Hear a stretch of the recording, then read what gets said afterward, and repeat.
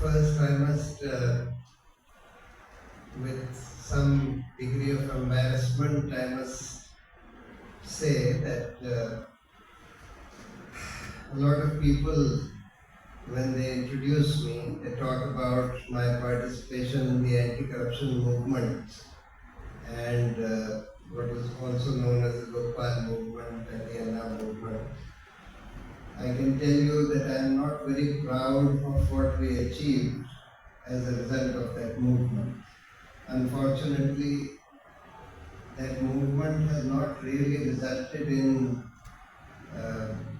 cleaning up corruption in this country or even setting up the kind of Lokpal that we had envisaged at the time when we started the movement. On the other hand, unfortunately, what it has done is that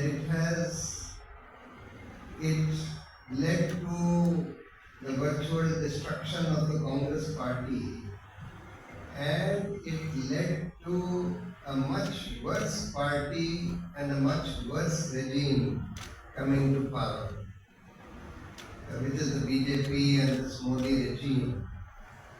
And that is really the subject of today's talk, reclaiming the republic, reclaiming our republic. But before we talk about how we can reclaim our republic, we need to understand what our republic is, why I feel that the republic, our republic today is threatened and under siege. So if you look at when we got independence, we framed a constitution, and the basic structure of the constitution are the foundations of our republic. And the basic structure of our constitution are that we set up a republic where all people, irrespective of their caste or creed, were supposed to be equal. We set up a republic where all citizens and indeed all persons were to enjoy certain fundamental rights. Primarily, of course, the right to equality, Article 14. All our civic rights under Article 19, which meant the right to free speech, which is absolutely essential in a free society.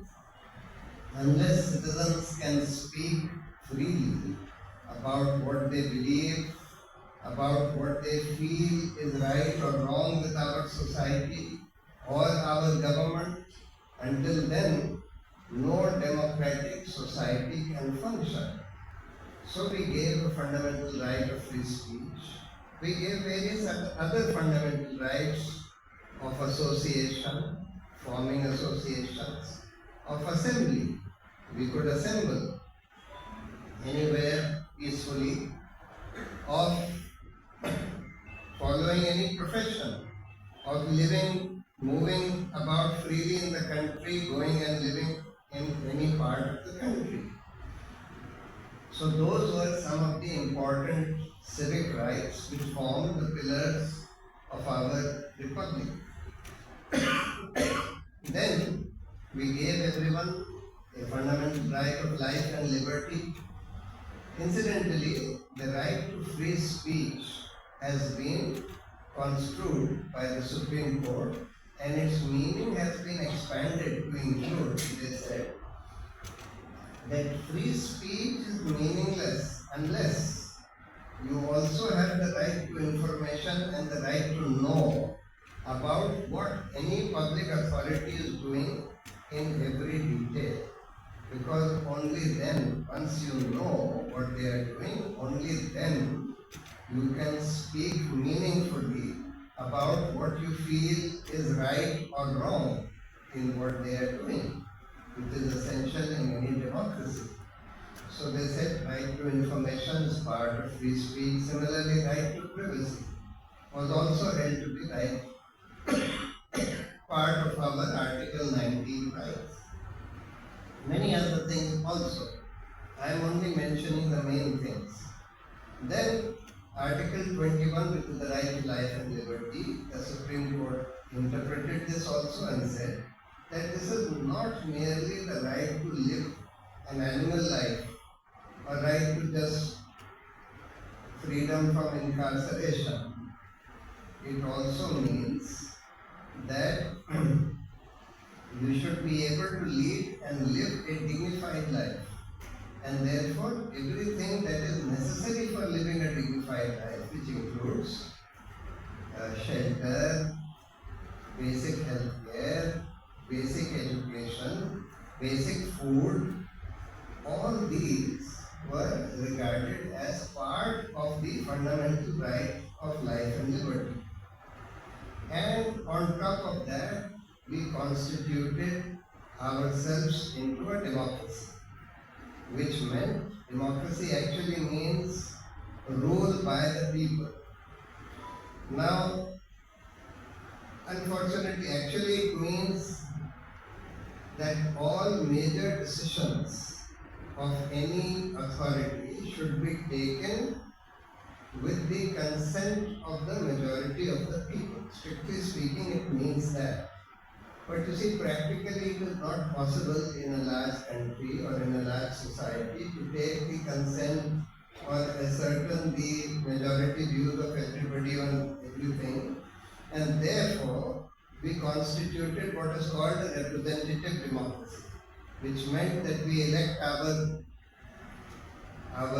legislators once in a few years, and thereafter those people that we elect, we are supposed to elect them in a free and fair election. Those people that we elect then form the government and take various decisions. But even then, there is supposed to be some degree of firstly transparency about what kind of decisions they are thinking of taking, what are the pros and cons, so the people have the right to be informed about that, so that people can at least air their opinions about these issues. Apart from that, there is supposed to be in Parliament also some degree of, when they make a law or when they make a frame of policy, there is supposed to be some transparency about that law and policy and some degree of at least consultation. So for that purpose, there are parliamentary committees to which any legislation is referred to, and in those parliamentary committees, they call interested persons to come and give their views, interested experts to come and give their views about any legislation that is proposed. So that's the kind of democracy that we constituted. Of course, even the democracy that we constituted still needed many reforms. Even our constitution, present constitution, needs some reforms, even though it's a good constitution on the whole, but it certainly still needs some reforms. Our democracy needs many reforms, but what we are witnessing today is not just it's a large scale and wholesale assault on our republic, on every foundational pillar of our republic.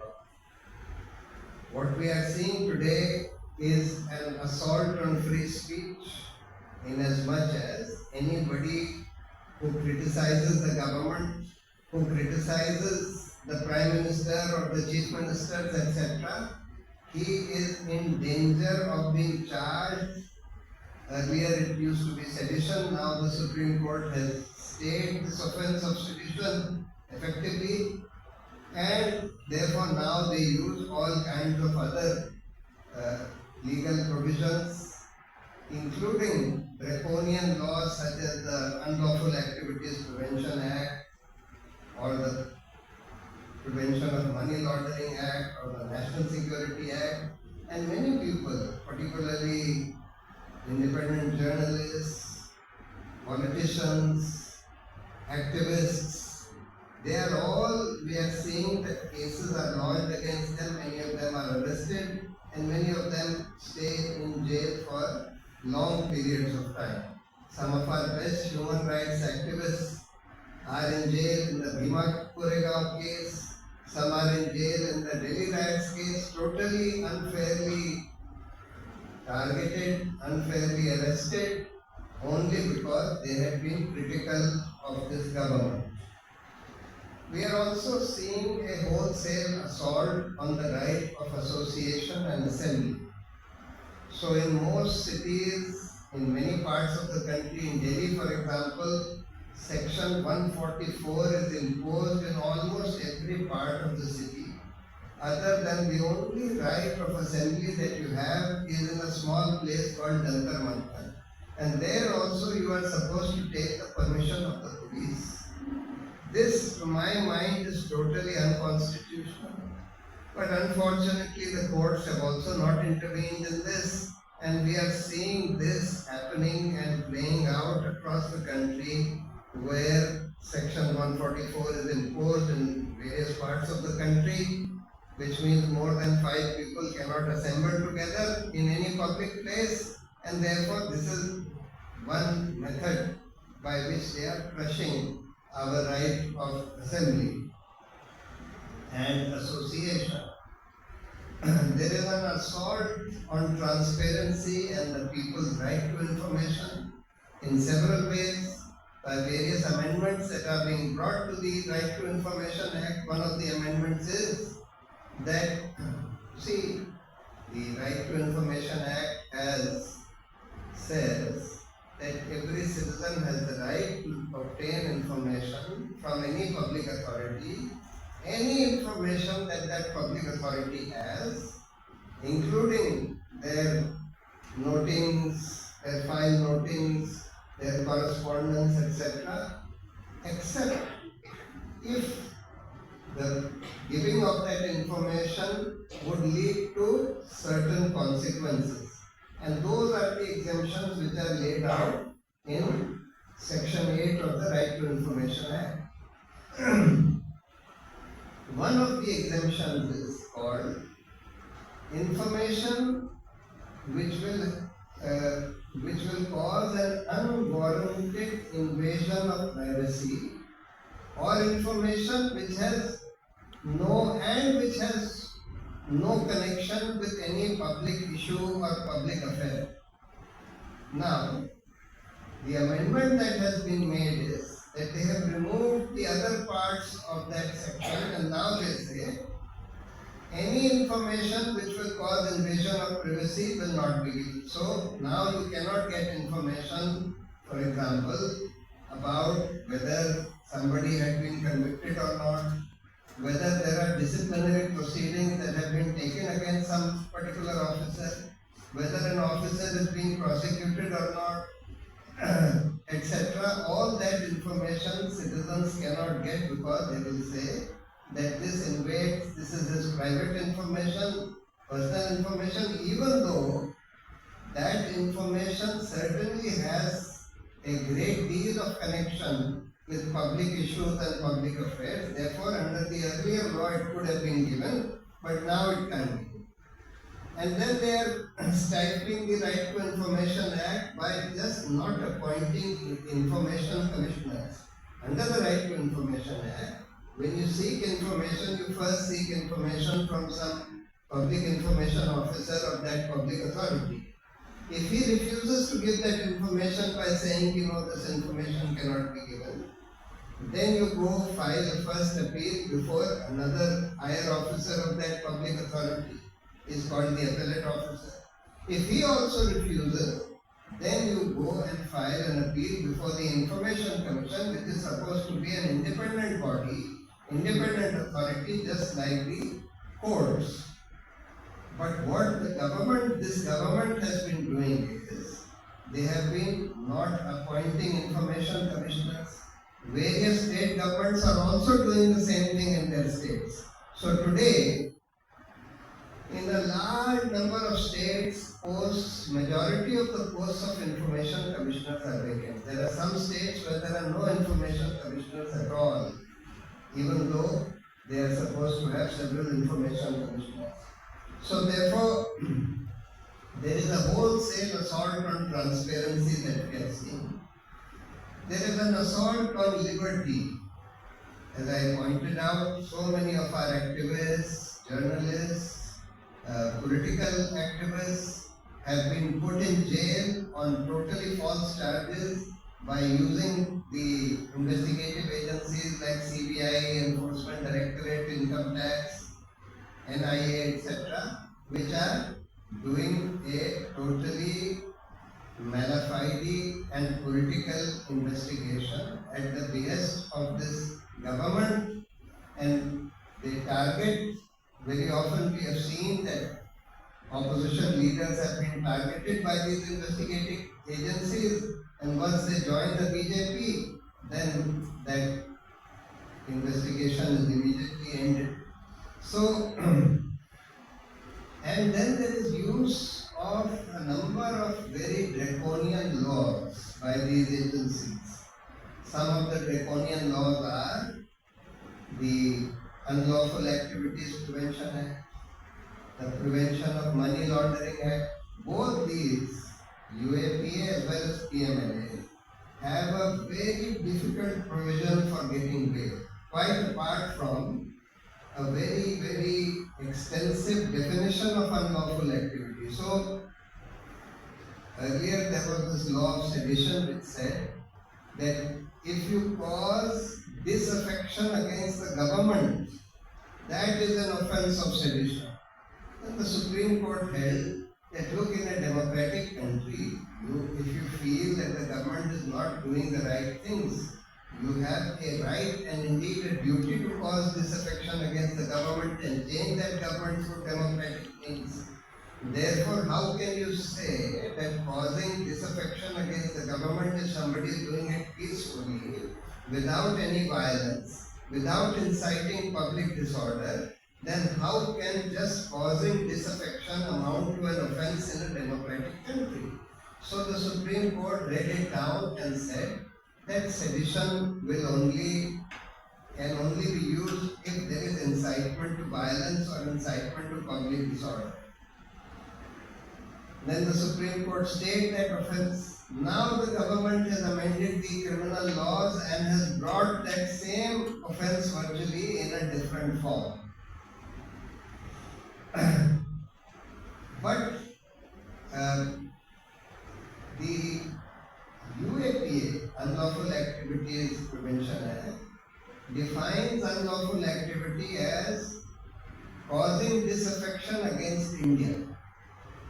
Now, if you cause disaffection against the government, a police officer or some officer, Enforcement Directorate officer or NIA officer can always say that, look, the government represents India. For example, suppose India votes in favor of this genocide going on in Gaza, in the United Nations. And if I say that, well, India's vote was totally wrongly cast, they are virtually abetting and encouraging this genocide going on in Gaza, then it can always be said that you are causing disaffection against India, and therefore you are committing an unlawful activity. And therefore it's an over-wide definition. And then the provision for bail, both in UAPA as well as PMLA, is so difficult. Normal rule and law for bail is that bail is the rule, jail is the exception. That means you will not be denied bail unless one of three conditions are present. Number one, that if you are given bail, you will flee and you will not be there to face the trial. Number two, if you are given bail, you will tamper with evidence. Number three, if you are given bail, then you are likely to repeat such heinous offences which you have committed. These are the only three conditions in which bail can be refused. Otherwise, bail is a right. But in UAPA and PMLA, they have said that bail will not be given if there is even a prima facie case against the accused. Now, at the stage of investigation before the trial has begun, or even after the charge sheet has been filed before the trial has begun and before the trial is completed, how can any judge say that there is not even a prima facie case against this accused? And therefore, that is why many of the people like Bhima Koregaon, some of our best human rights activists, have been in jail now for the last more than 6 years. Because they have been accused under UAPA, totally falsely accused. It's now been shown that the evidence that the police is seeking to use against them has been fabricated by use of this Pegasus software into their computer, and yet they are not being given bail because they are under UAPA. So what we are seeing is a absolute, very, very serious assault on the right of life and liberty by firstly misusing these investigative agencies and police agencies which are not enforcing the rule of law but which are acting as the political instruments of the government. And secondly, by use of these draconian laws like UAPA, PMLA and the National Security Act. National Security Act allows you to preventively detain a person against whom you have some apprehension that he may commit an offence. So that is also being used against several people.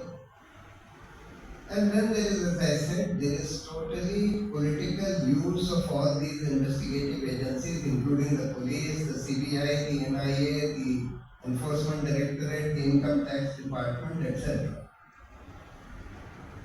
Then there is a whole-scale assault on our various democratic institutions. We are seeing that the media, which is supposed to be an independent body to inform the people, to discuss critical issues, etc., most of the mainstream media has become virtually a spokesperson of the ruling party, of the BJP. They have now been rendered what is called into Godi media, that is laptop media, media which is sitting in the laps of this government and doing whatever this government wants it to do. So if this government wants to spread communal hatred and lies, the media has become the government or the BJP's partner in spreading communal hatred and lies. It has become essentially part of the BJP's IT cell. They have an IT cell whose job is only to spread communal hatred, to spread lies about people, to threaten people, to abuse people who are critical of this government, etc. And unfortunately, most of our mainstream media is also doing this. The reason why this has happened is because the government is misusing its power to grant advertising money to various media organizations by selectively giving that advertising money only to those of the media organizations who are willing to function as the government's part, as the BJP's partners in spreading lies, hatred, etc., and not to those who function as independent media. This is one method. The second is that those who are not willing to do what the government wants them to do, even by the inducement of advertising money, they are threatened by using these investigative agencies, ED, CBI, etc. These agencies were also supposed to be independent of the government. ED, CBI, they are supposed to enforce the rule of law. They are not supposed to act as the political witch hunters or political instruments of the government. But unfortunately, over the last 9 or 10 years, we have seen that these various investigative organizations have virtually begun to do whatever the government they wanted to do, and they are acting with the they are acting as arms of the BJP itself. We are seeing a progressive erosion of the independence of the judiciary. The judiciary, there is also a serious problem with our judiciary. Of course, there have been earlier problems with the judiciary also, which is today common people cannot access the judiciary because they cannot afford lawyers. For that, there was a law which was made called the Gram Nyayalaya Act, in which courts, simpler courts, which did not need lawyers, were supposed to be set up at a lower level compared to the present level at which courts are set up. Today, courts are at what is called the tehsil level. I don't know what it is called in Kerala here. Thereafter, those are civil courts. Below that, there is another level called, in North India, it's called the block level, where at which these Gram Nyayalayas were supposed to be set up. And they were supposed to be relatively informal courts, where common people could go without having lawyers. They could, normal, simple cases would go before that. Unfortunately, that act, though it's now been more than 10 years, that act has not been implemented. Very, very few Gram Nyayalayas have been set up. Then there is the problem of delay. We know that in most cases, you normally just get a date. You go and your case is not heard, you get a date. And the cases go on languishing in courts for years and decades altogether. That problem could have been addressed by, as the Law Commission had been saying, that we need more courts. Of course, if Gram Nyayalayas had been set up, that could have taken some pressure off the courts, but they were not set up.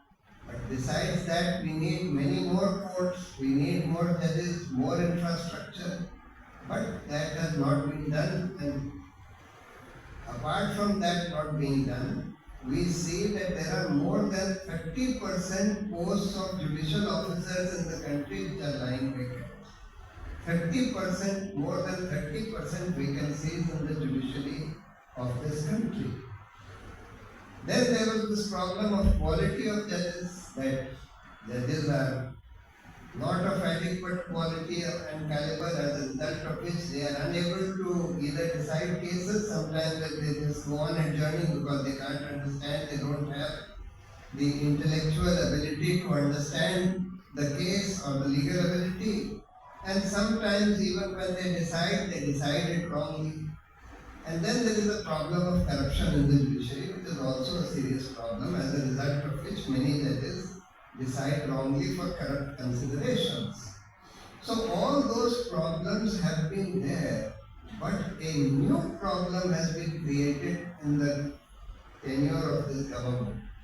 And that is that today the higher judiciary, see, the judiciary has two broad functions. One is to decide disputes, and the other is to ensure that fundamental rights of citizens are protected, and the executive and that democracy is protected, democratic institutions are protected, and that the executive and the legislature act within the bounds of their powers.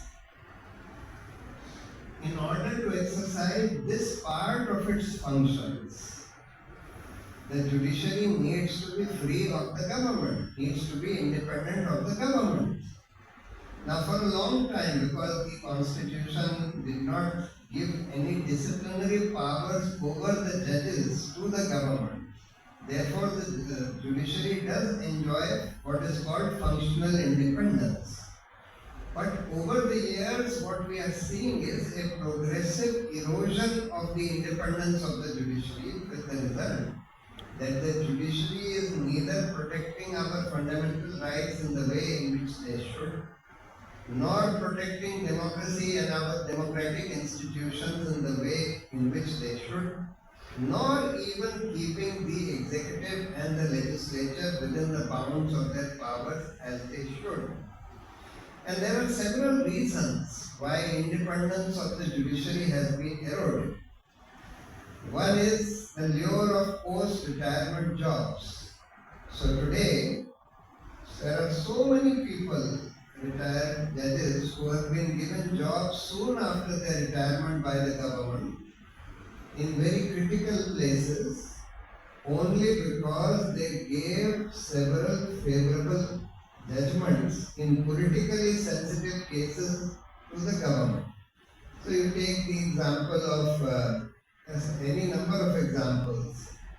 There is the case of Justice Ranjan Gogoi, who decided the Ayodhya case in favor of this BJP, who decided of these people who destroyed the Babri Masjid. He decided the Rafale case in favor of this government, and soon after retirement he was rewarded with a berth in the Rajya Sabha. There is the case of Justice Arun Mishra, who decided any number of cases in favor of this government and in favor of Adani, which is the favorite businessman of this government or Mr. Modi. And he was rewarded with the post of chairman with National Human Rights Commission. Recently, there is this case of Justice Khanvilkar, who made the law of UAPA and PMLA more draconian than it was by his judgments, because the government wanted to make it more draconian. He also gave a clean check to Mr. Modi in that 2002 Gujarat riots case and ordered prosecution of Teesta Setalwal, who had been pursuing that case. And this gentleman has now been rewarded with the post of the Lokpal. He has been made the Lokpal. There are others who are made governors after having decided politically sensitive cases in favor of this government. So this is one reason. Mr. Arun Jaitley, when he was earlier in the opposition, he had given this famous speech where he said in Parliament, where he said that the post-retirement jobs given to judges influence their pre-retirement judgments. And we are seeing this recently, this judge from Calcutta High Court who gave several judgments against the Trinamool Congress has now joined the BJP. And he has not only joined the BJP, he said that the BJP approached him while he was a sitting judge, and that he wanted to join the BJP even when he was a sitting judge. When he was asked, do you prefer Mr. Gandhi or Mr. Godse? He said, I will have to think about it, recently in an interview. So you can see the kind of mentality and the kind of... So the lure of post-retirement jobs is one problem. But there are other problems, as a result of which the independence of the judiciary has largely collapsed. One other problem is that though the law says that judges will be selected by a collegium of senior judges of the Supreme Court, and thereafter the government has only one power, which is if they do not agree with the selection made by the judges, they can send the name back once with their reasons. Thereafter, if the same collegium of senior judges reiterates that name, then that person has to be appointed. But we are seeing that if this government doesn't like some person who has been recommended, then they just don't appoint him, despite the fact that the law says that they have to appoint him. But unfortunately, though the Supreme Court should be cracking the whip against the government and the law minister and the law secretary, that how can you sit on the recommendations that we have made? The law says that you have returned it to us once, either they don't return it at all, they just sit over them for years altogether. So the court should say, look, you have to either send it back within 2 months, or it should be deemed that you have no objection and thereafter you have to appoint. And if they do not do that, then they should take action for contempt of court against the law minister and the law secretary. But they are not willing to do that, unfortunately, as a result of which the government is getting away with not appointing some independent judges who are recommended. Ultimately, in frustration, the collegium says, all right. Of course, I am not saying that the system of selection by the collegium is a very good system. Even in this system, there is a lot of nepotism and favoritism. But at least it led to somewhat more independent judges being appointed.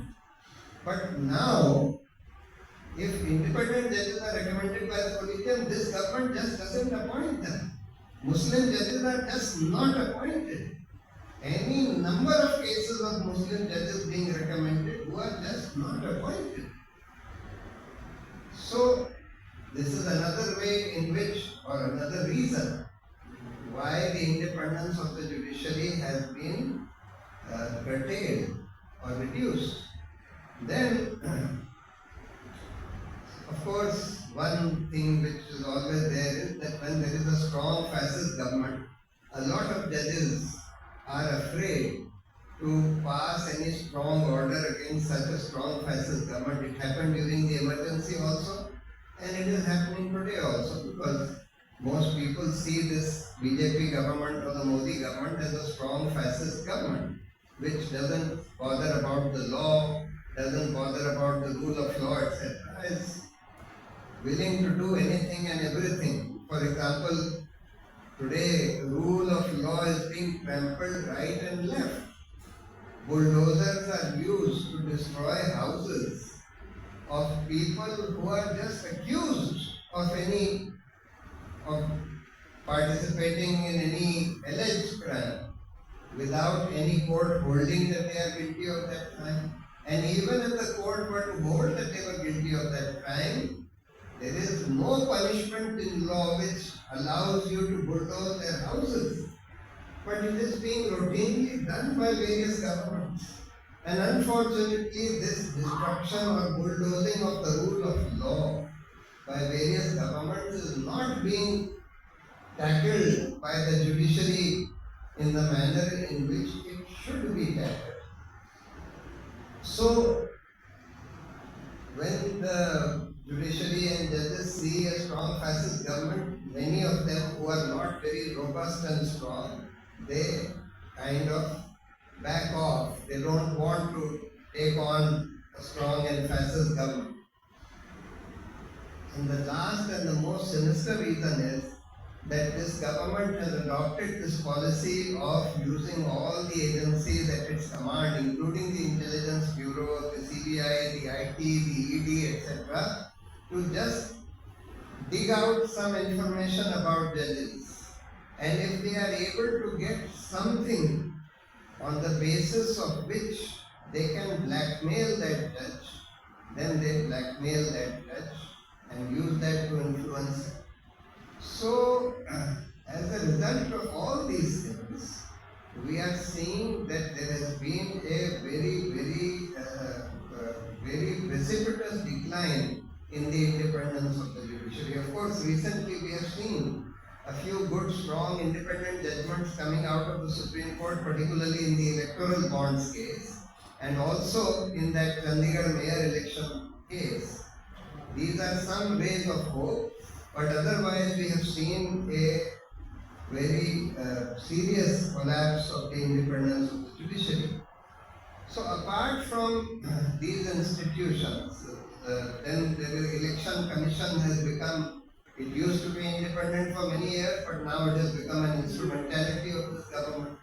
The Comptroller and Auditor General used to be an independent institution, now it has become an instrumentality of this government. The universities are supposed to be institutions where you practice critical thinking, where students should be allowed and encouraged to question. But today, they are being discouraged from questioning. Today, no independent discussions, debates, etc. are being allowed in universities. There is an assault on civility. So there are these IT cell people who go and use abusive language and threaten women with rape, etc. if they say anything against the government. There are lynch mobs on the street which are being given free rein. All these lumpens are being allowed to roam about and beat up whoever they want, especially if they happen to be Muslims, Christians, etc. And there is an assault on our democracy itself. And the reason, and there are many ways in which our democracy is being assaulted. There is, see, unfortunately, our whole electoral democracy has become a game of money and propaganda. Those who have money and those who control the instruments of propaganda have a tremendous advantage over those who do not have money and do not control the instruments of propaganda. And the reason is, see, we have first passed the post in our elections at two levels. When we elect our candidates, the candidate who gets the maximum vote wins. Even if that candidate has got only 20-25% vote, so long as the other candidates have got less votes than him, he becomes the sole representative.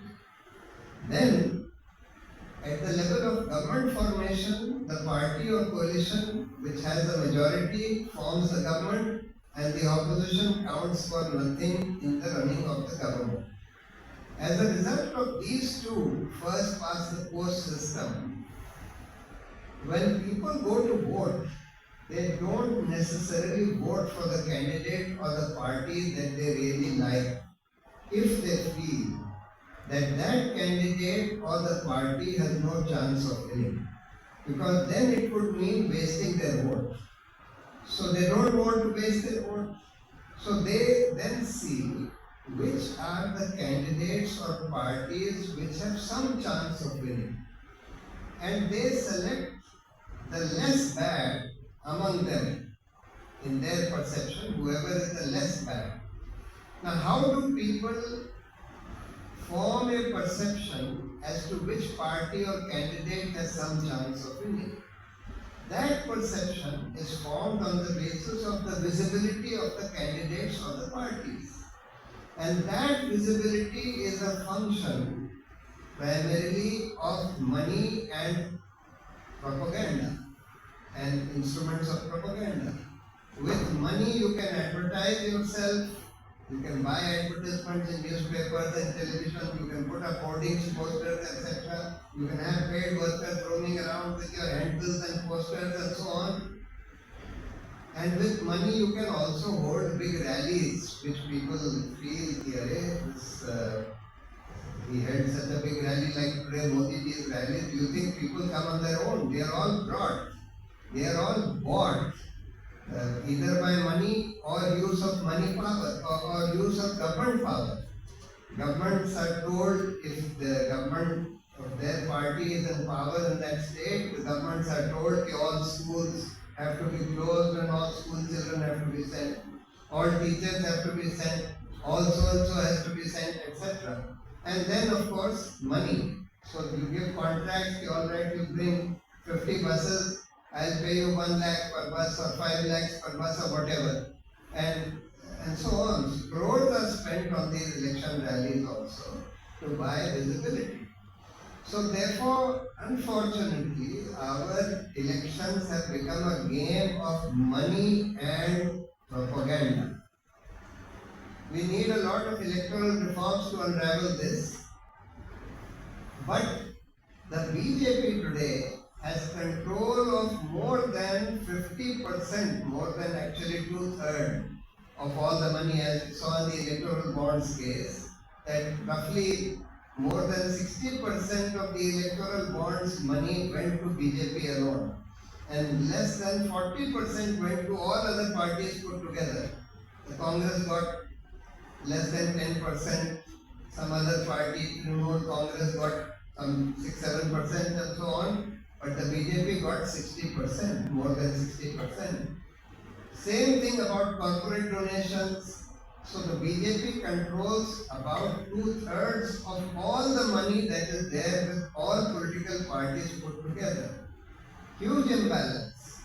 Then they control most of the governments and they use and misuse public money and government money, which is people's money, for their own propaganda.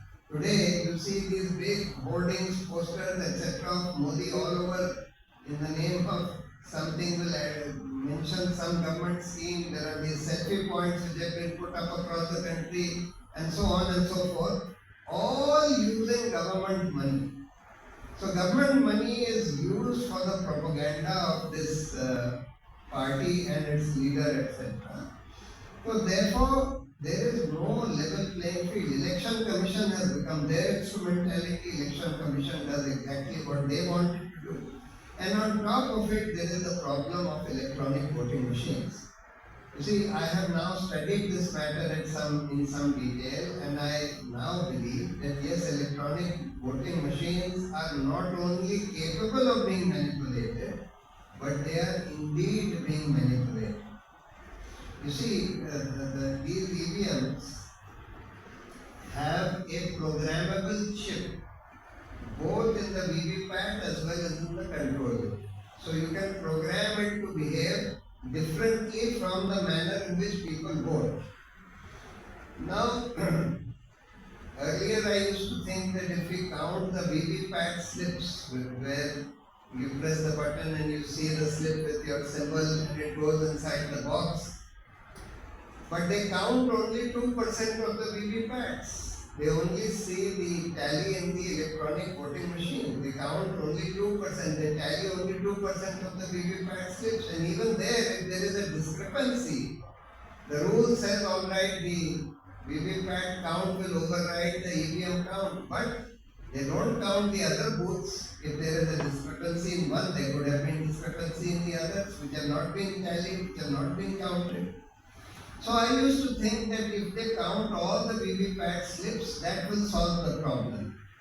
But I have recently found that they have changed the design of the VVPAT machine, and now they have a black opaque glass on the VVPAT machine so that you cannot see from outside what is inside unless a bulb lights up from inside the VVPAT machine, and that bulb lights up for exactly 7 seconds after you have pressed the button. Then for 7 seconds that bulb will light up to enable you to see the slip with the symbol of the candidate for whom you have voted. After 7 seconds the bulb goes off, and again it is dark and you cannot see what is happening inside. So you can easily program the VVPAT machine also to print some. So if let's say two Congress people vote one after another, then the same slip which was shown to the first voter can be shown to the second voter also. And thereafter, when the light goes off, then this slip cuts and falls inside the box with the hand symbol, and another slip is printed in the darkness, and that also cuts and falls. So instead of 2 votes being recorded for the Congress, you will record 1 vote for the Congress and 1 vote for the BJP. And that same signal will go to the EVM control unit also. So it is easily capable of being manipulated if you feed a manipulated program. And they can do it, and they can do it selectively also. So therefore this is another problem with our whole electoral democracy, another new problem which has arisen. There are many problems with our whole electoral democracy. Actually, one example is there is a limit on the spending of individual candidates. That limit is about, for Lok Sabha election, 75 lakhs or 90 lakhs. But there is no limit on the spending by political parties. For example, the BJP has got 10,000 crores, more than 10,000 crores from this bonds, electoral bonds themselves. They have got another 10,000 crores from corporate donations, so 20,000 crores in 5 years. That comes to 20,000 crores means that for 500 candidates they can spend 40 40 crores per candidate. They can easily spend 40 crores per candidate because 40 multiplied by 500 will give you 20,000 crores. The limit for each candidate is just less than 1 crore. But the party can spend 40 crores per candidate. So it makes mockery of the limit on spending by candidates. And even that limit which is set for candidates is never enforced because the candidates sometimes spend 10 times, 20 times that money. And they don't declare it to the election commission because they have spent everything in cash. When this demonetization was done, one of the things that the Prime Minister said was that this has been done in order to, one of the reasons is that we want to reduce money, cash, and we want everybody to make all their purchases, etc. from banking transactions through the banks.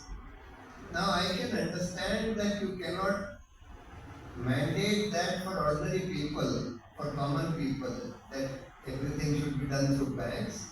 But they could have certainly mandated it for political parties and candidates. That would have at least stopped this menace of use of cash and therefore exceeding the election limits, etc. But that was not done. Instead of that, this electoral bonds were brought. Electoral bonds, as you all know, were an anonymous source of donations, and we had always suspected that the only reason for bringing in electoral bonds, which is anonymous way of donating to political parties, was to enable companies to pay kickbacks, individuals and companies to pay bribes to political parties which are in power at the center or in the states, so that they give them a favorable contract or they change the policy in their favor, or in order to avoid investigation or any action from these investigative agencies. That is what we all suspected. And fortunately the Supreme Court, even though after many years, has struck down these electoral bonds, and fortunately they have also directed the State Bank, which has all the information about the bonds, to disclose this information. But despite that, the State Bank has gone to the Supreme Court saying that they can't collate this information until 30th June. That is after the election. They don't want people to know as to who paid these bribes to whom, which is what will be revealed when all this information comes out. So therefore they have gone. Now the Supreme Court will hear this case on Monday. But what we are seeing is a virtual destruction of our electoral democracy in this country. Now the question is, what can be done? What can we do? Because how can we reclaim our republic? Our republic is under threat and under strain in multiple ways. How do we stop this slide? The first thing in my view is to at least stop the BJP from coming back to power in 2024.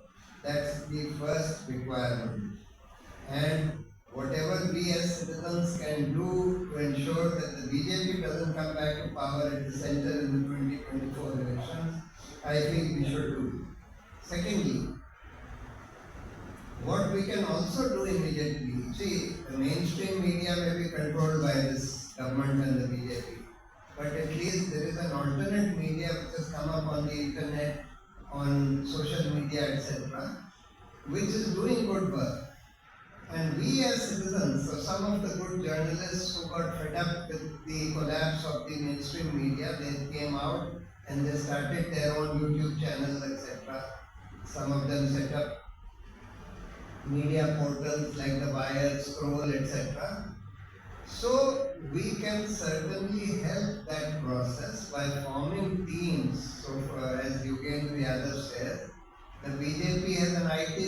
which has a troll army whose job is to spread hatred and falsehood and so on. We can form, they pay that troll army, we can form a volunteer truth army where people are not paid. They do it voluntarily. They spend, let's say, an hour a day in doing this work. We just come together, we parcel out the work amongst ourselves. Some people do the creative work of putting out the truth, putting out messages which promote communal harmony rather than communal hatred, etc. And we spread it in an organized way, just as the BJP is doing it with their paid troll army. That is something which we as citizens can do. And then as citizens we should, of course, the long-term goal is to have electoral reforms, judicial reforms, etc., which is a long-term thing. But immediately we can form some movements on some very key issues. For example, on communalism. We should form movements which come out on the streets with posters, banners, etc., pointing out why communal disharmony is harmful for our country, for our society, it's going to weaken our country, and why diversity is good for any society, for our country. We have such a lot of diversity, and that